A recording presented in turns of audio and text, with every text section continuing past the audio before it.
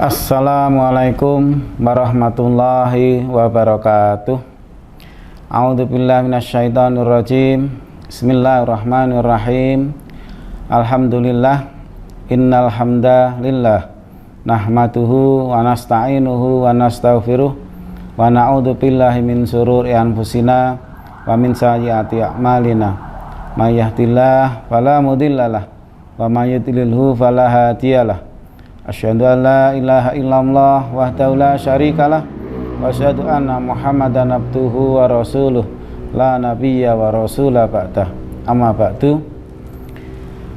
Pemirsa kajianmu rahimakumullah, puji dan syukur senantiasa kita panjatkan kehadirat Allah SWT. Kesempatan sore hari ini di hari Ramadan 1442 Hijriah ini kita bisa bertemu lagi, bermuajahah dalam majelis online YouTube kajianmu pimpinan daerah Muhammadiyah Kabupaten Magelang ini dalam keadaan sehat walafiat tanpa kurang suatu apapun. Tentu ini rahmat dan berkah dari Allah SWT yang diberikan kepada kita semua, sehingga kita diberi kekuatan, diberi keringanan untuk menjalankan ibadah Ramadan ini dengan sebaik-baiknya secara maksimal. Pemirsa kajianmu rahimakumullah, kesempatan sore hari ini kami diberi tema puasa syariat yang sangat manusiawi. Benarkah demikian? Karena kita sering mendengar atau memperhatikan beberapa orang mungkin nyeletuk atau mungkin komentar, wah kok sudah puasa lagi, sudah harus menahan lapar dan dahaga lagi. Karena itu kami dalam beberapa menit ke depan ini akan menyajikan beberapa keterangan atau wawasan terkait dengan puasa, apakah benar-benar syariat yang manusiawi atau bukan.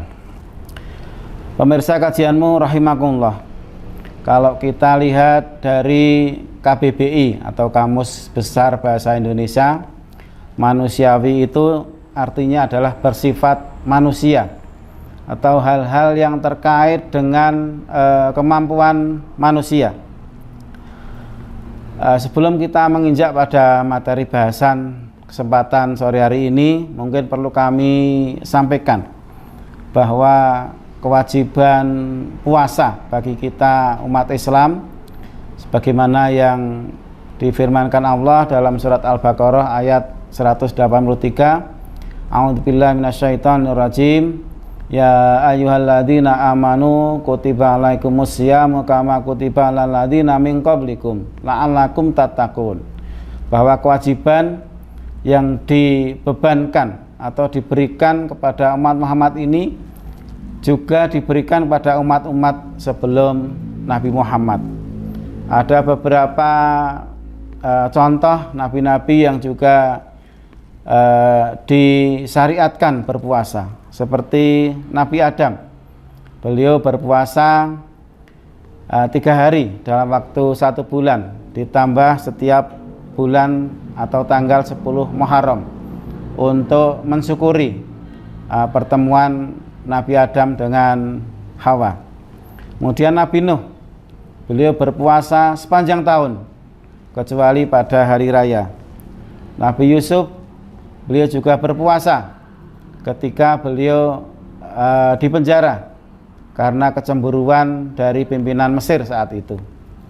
Kemudian Nabi Ibrahim, beliau juga berpuasa ketika beliau dihukum oleh Raja Namrud. Kemudian Nabi Musa, beliau juga berpuasa ketika bermunajat 40 hari di Bukit Tursina. Nabi Yunus demikian juga, beliau juga berpuasa ketika berada di dalam perut ikan. Nabi Daud beliau juga berpuasa. Bahkan puasa Nabi Daud yang 1 hari berpuasa, 1 hari berbuka ini kemudian menjadi sunnah bagi umat Muhammad. Itulah beberapa kewajiban puasa yang diberikan kepada umat-umat sebelum umat Nabi Muhammad. Di beberapa ajaran agama selain Islam juga ada syariat atau ada perintah untuk berpuasa.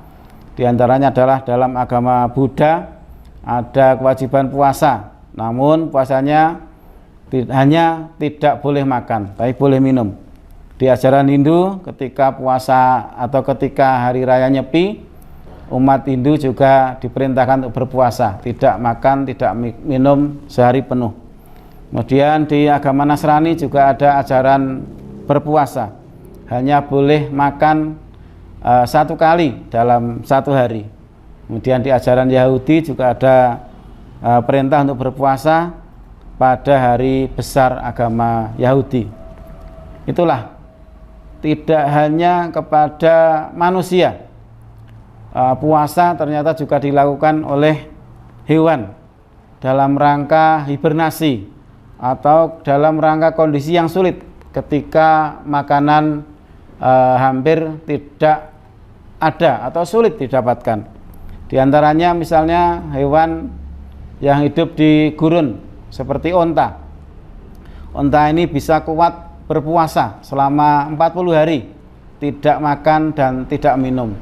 Karena di punggung onta ini menyimpan cadangan air dan makanan yang cukup banyak. Kemudian ular juga berpuasa cukup lama juga. Setelah mendapatkan makanan yang besar, ular ini akan berpuasa, kemudian ganti kulit, kemudian mencari buruannya lagi. Ulat juga demikian juga, ketika bermetamorfosa menjadi kupu-kupu, maka ulat ini akan berpuasa menjadi kepompong, kemudian menjadi kupu-kupu. Dan banyak hewan yang lainnya yang menjalankan puasa. Kemudian tidak hanya itu, ternyata tumbuh-tumbuhan juga berpuasa juga, seperti pohon jati atau pohon akasia yang ketika pada musim kemarau sulit air, maka pohon-pohon itu merontokkan daunnya untuk mengurangi penguapan. Pemirsa kajianmu rahimakumullah, bagaimana dengan manusia? Berapa manusia bisa bertahan untuk tidak makan dan tidak minum? Kami nukilkan dari pendapat dosen dari Universitas Gadjah Mada Yogyakarta, Perdana Samekto, yang menyatakan bahwa manusia mempunyai kemampuan untuk bertahan, namun terbatas. Manusia bisa bertahan tanpa makan hingga 3 minggu, namun tanpa minum hanya bisa bertahan 4-7 hari, tergantung dari situasi dan kondisi temperatur atau suhu di sekitarnya. Karena itu banyak kita jumpai cerita-cerita ketika ada bencana gempa bumi atau tanah longsor, dalam beberapa hari masih ditemukan orang-orang yang selamat dari bencana itu meskipun sudah terkurung dalam runtuhan bangunan. Jadi manusia masih tetap bisa bertahan, tidak makan, tidak minum dalam waktu beberapa hari. Kemudian perlu kami sampaikan bagaimana kekuatan kita manusia ini dalam rangka menahan lapar, bukan dalam rangka untuk survive, untuk kehidupan selama beberapa hari. Dalam 4 jam pertama setelah kita sahur atau kita makan, maka lambung kita akan kosong dan lambung akan memberikan sinyal kepada otak kita bahwa kita perlu makan. Kemudian selanjutnya 12 jam berikutnya, atau kalau kita sahur di pukul 4 pagi, 12 jam berikutnya berarti pukul 16 kira-kira.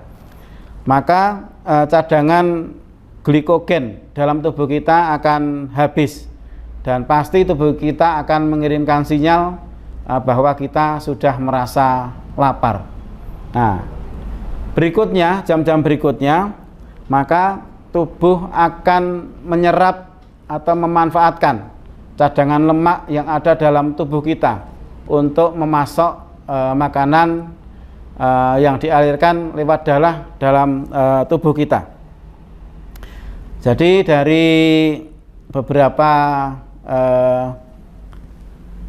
pandangan atau pernyataan dari ahli, juga dari situasi atau kondisi atau puasa yang dilakukan oleh umat-umat sebelum Nabi Muhammad, juga oleh agama lain, juga yang dilakukan oleh hewan, tumbuhan dan lain sebagainya, maka kita dapat menyimpulkan bahwa sebenarnya puasa itu adalah perintah yang sangat manusiawi bagi kita selaku manusia.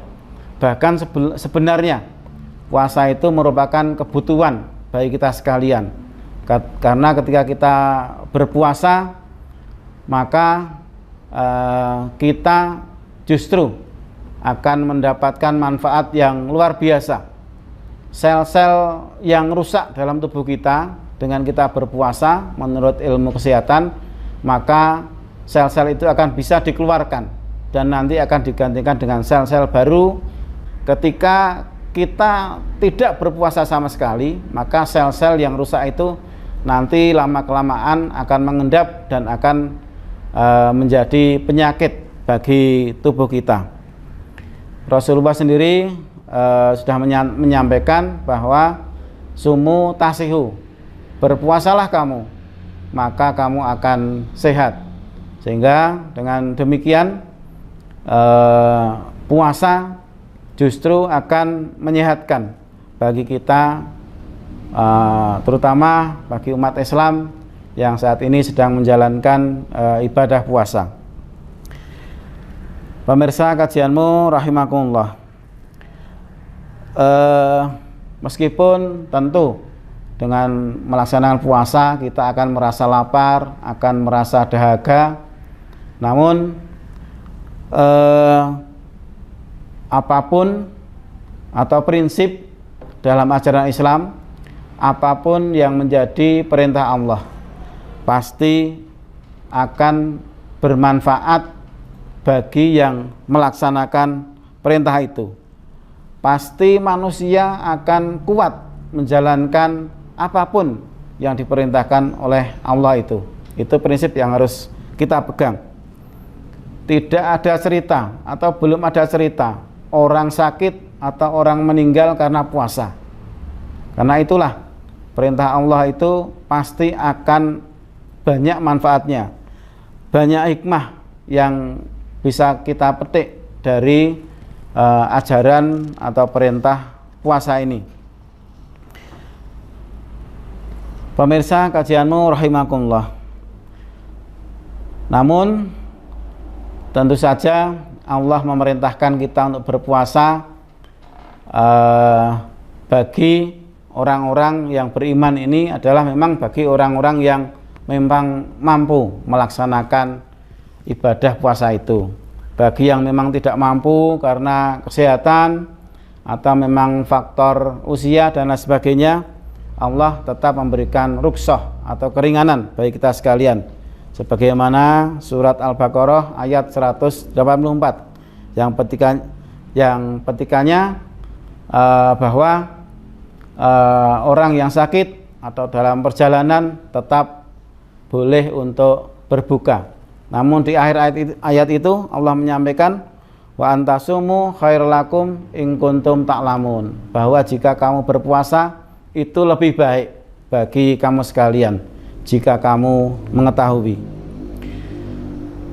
Pemirsa kajianmu rahimakumullah, selanjutnya dengan puasa ini atau perintah puasa ini, Allah sudah menyatakan bahwa Allah tidak akan membebani atau memberatkan kita selaku umat Islam.